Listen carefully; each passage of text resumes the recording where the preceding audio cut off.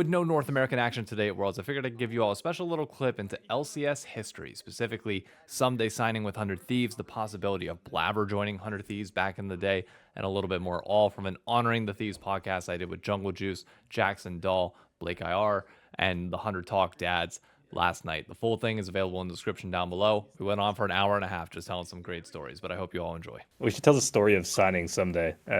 Yeah, People probably don't realize this, but like, so when I mean, Joe was basically the GM at this time. Again, I didn't know shit about who to sign or anything, and these names sort of, as you continue to go deeper, you would be like, oh, okay, like their name keeps popping up, and when franchising happens, it's like, oh shit, there's like certain players that are gonna be free agents. Like, okay, maybe they're up for grabs. I'm trying to remember. It was like there was all this weird stuff of like scouting grounds they did that year, and then oh man, who was the player? A Blaber, like immediately got signed. And there was like this whole like weird. Don't even get me started, but like C9 paid a bunch of money for a scouting. Blaber ground. was still in high school or something. Yeah. They like kind of to get Blaber. Nobody ever talked about that. Yeah, like I don't care. I'll air it. I don't care. Right? What up? Because you know how I know is because they did the same thing. They did the same thing with Sniper, and then Sniper they got like caught. And right. I do remember that. Yeah. That was. Yeah, we got to side Sniper. Yeah. Like Maybe they didn't cheat. I don't know. Yeah, no. This is. I don't want to throw it out. Yeah, this is not like. I don't think this is cheating. It was actually a like scouting grounds. There was like a draft order or something, and they just bought the first draft. Mm-hmm. You know what? You know what it was? Is they paid for Blaber's rights for him to go to school for like one more semester. Yeah, I think that's right too. They didn't cheat. I should have used a different word, but I remember thinking that was insane, and then they were right.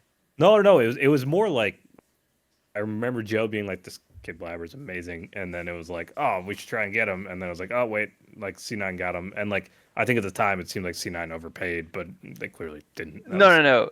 That was actually like probably one of the biggest mistakes I've ever made in our organizational history. Like we had a draft pick before Blaber C9. or before C9, so we could have picked up Blaber. And I remember speaking to this kid, and he was just like so well spoken, just like as a human being. Like when you interact with these scouting grounds players, it's like some of them are just like really good at the game because they just like grind the game or kind of like degenerate gamers, if I'm being honest. But a lot of them are like, he was like a professional I don't know if it was badminton or something, but he just had like a competitive mindset. So I was like, okay, this guy is like really organized, really structured. He kind of reminds me of like Busio and like Perry in a way. So, but I think at the time we had Levi on our academy team, who was like, No, we had not signed Levi yet. I don't think. I think the issue was that Blaber had to. You were like, I can't justifiably convince these guys to pay for like 4 or 5 months of this kid's salary if we pick him when he's not on our team. Like we would have had to have 3 junglers, and then I think we signed Levi later. I'm pretty sure we had already signed Levi at that point. But really. Yeah, I at the time I was like too stupid to like understand how to like communicate like this guy is amazing. I understand like we have to pay for this guy's salary for 4 to 5 months, but like this is something we should do. Like I didn't even know how to operationalize that like thought sequence into like a sentence, you know? Yeah, I mean, I think it also like people don't realize part of what made the first like year of 100 Thieves League actually performing well. What made that so hard is like I would argue a lot of players didn't really want to play for an unknown team. And they sort of wanted to know the other people that were on their team with them. And so like getting Aframu to sign was a like huge deal. I remember of like, hey, you're sort of going to take a bet and like you sort of hope that we're going to deliver that on getting the other people around you. And like that was a big deal of like him taking the risk. And then I remember the Ssumday stuff was like, ooh, like we got a top laner, a Korean top laner, we should try and get him. And I like Ssumday at the time like barely spoke English. And I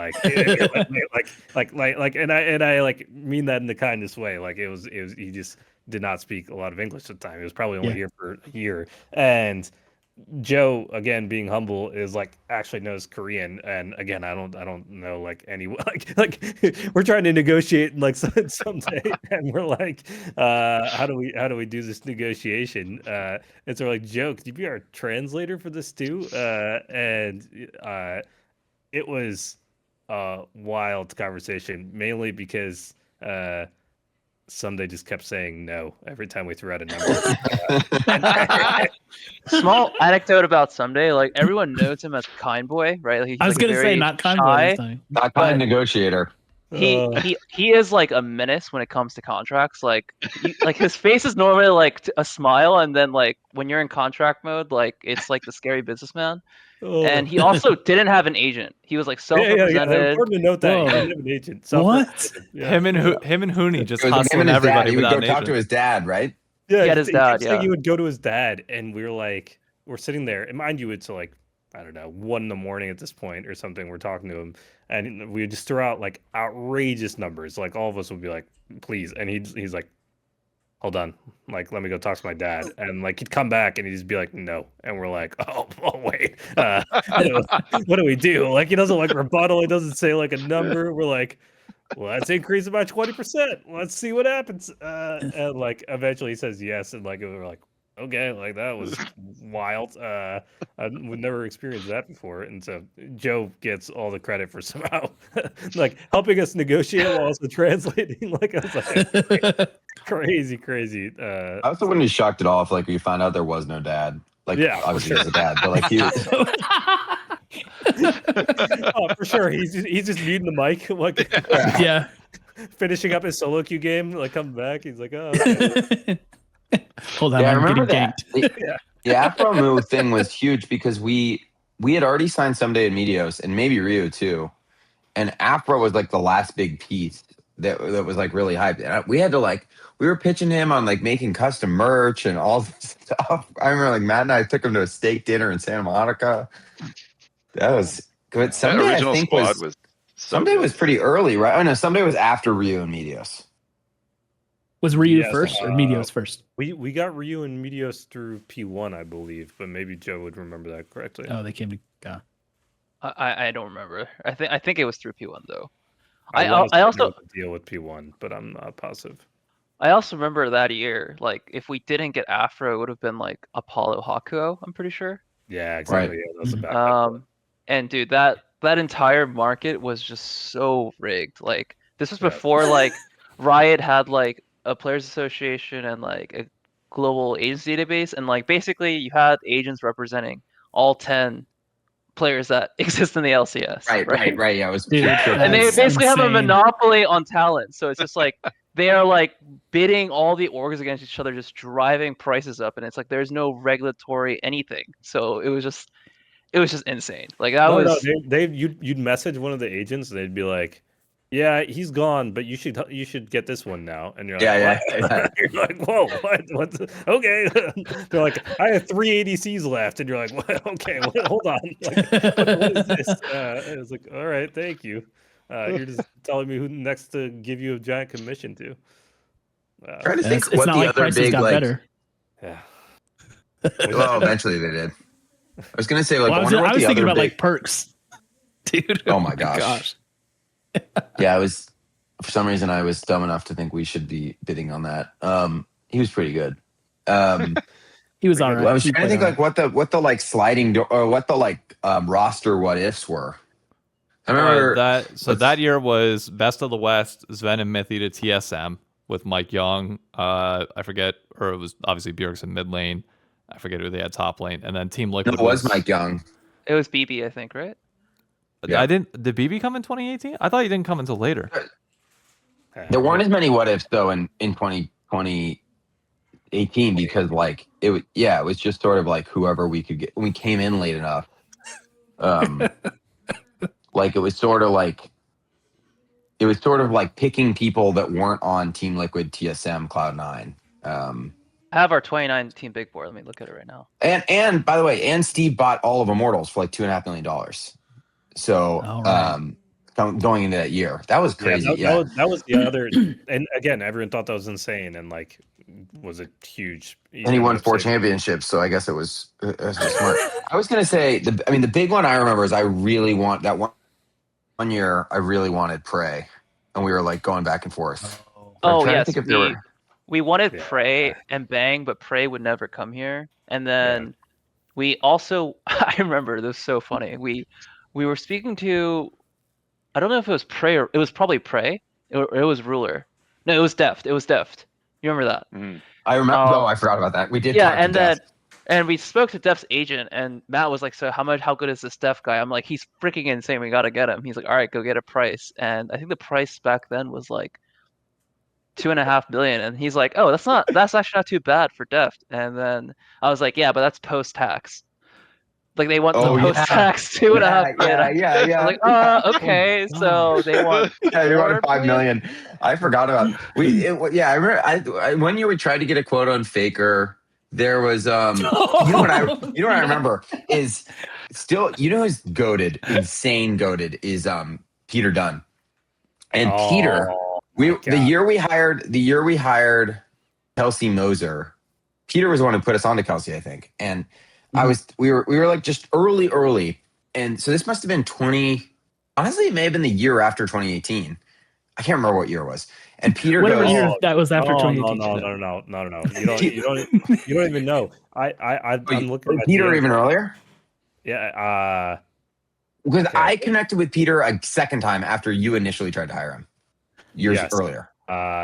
So was 2019 the first season or 2018 first season? 2018 2017 2018. off season for 2018 first season. I think you almost hired him as our first coach, right? And he didn't want to move to the US. Yes. Maybe that was later because we So- tried again to hire him and he wouldn't move to the US. Yeah. So Joe was the one who Joe, you did something with Peter Dunn back in the day, right? I don't think so. I think if I just asked me about him, I thought he was good. At the time, he was like under the radar because he was like Coaching in Brazil.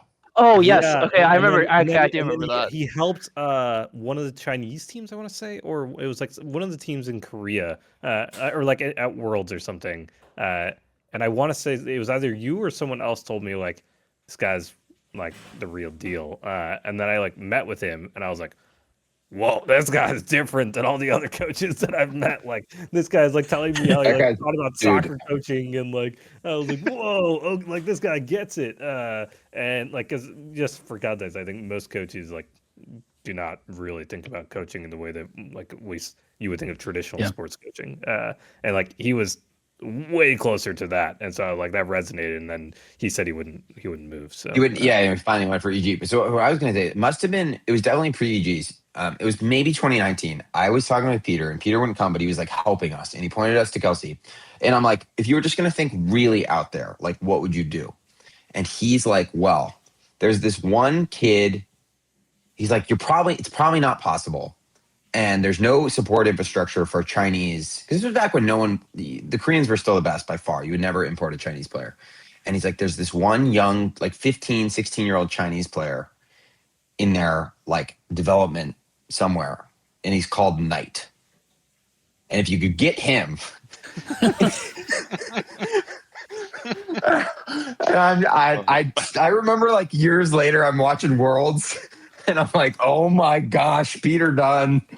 He was right. He was onto something there. Yeah. Yeah. I think the He did wildest, get. Oh, sorry. Go ahead, Joe. I think the wildest thing about recommendations like that in the past was like a lot of us, like we were just like in the Stone Age era of like, okay, we're entering the off season. Let's create like a player pool or like a depth chart of like who we should get. Like we're kind of like in the Stone Ages picking our heads and be like, who played in the LCS last year? You know, like it wasn't a very like strategic or planned out thing. And then at a certain point, it was like, well, we could just like look at every single region and every single player and like actually create a list. Like I was like, that should have been obvious back in the day, right? But like that was like never something that we did. It was just like, oh, you can actually just do that, you know?